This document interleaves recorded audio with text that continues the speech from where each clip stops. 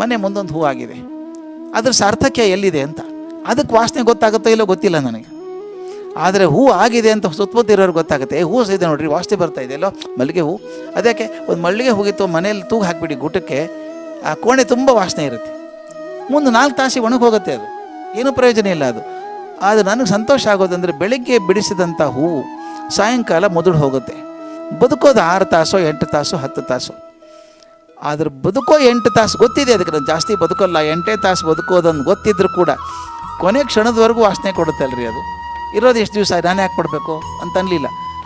ಆ ಹೂವೇ ಅಷ್ಟು ಸಂಭ್ರಮದಲ್ಲಿ ಇರಬೇಕಾದ್ರೆ 60-70 ವರ್ಷ ಬದುಕುವಂಥವ್ರು ನಾವ್ಯಾಕ್ರಿ ಹೇಳಬೇಕು? 7 ತಾಸು ಬದುಕುವಂಥ ಹೂವೇ ಸಂತೋಷವಾಗಿರುವಾಗ 70 ವರ್ಷ ಬದುಕುವಂಥ ನಾವ್ಯಾಕೆ ತಲೆ ಕೆಡಿಸ್ಕೋಬೇಕು? ಇರುವ ಅಷ್ಟು ದಿವಸ ಸಂಭ್ರಮದಿಂದ ಬದುಕೋಣಪ್ಪ. ನಾಳೆ ಬೆಳಗ್ಗೆ ಬದುಕಿರ್ತೀನಿ ಅಂತ ಗ್ಯಾರಂಟಿ ಇಲ್ಲ. ಈಗ ಇದ್ದೀನಲ್ಲ, ಯಾಕೆ ಹೊರಗು ಕೆಟ್ಟ ಮಾತು, ಯಾಕೆ ಮುಖ ಸಣ್ಣ ಮಾಡ್ಕೋಬೇಕು? ಬದುಕೋದು ದಿವಸ ಸಂಭ್ರಮವಾಗಿ ಬದುಕೋಣ.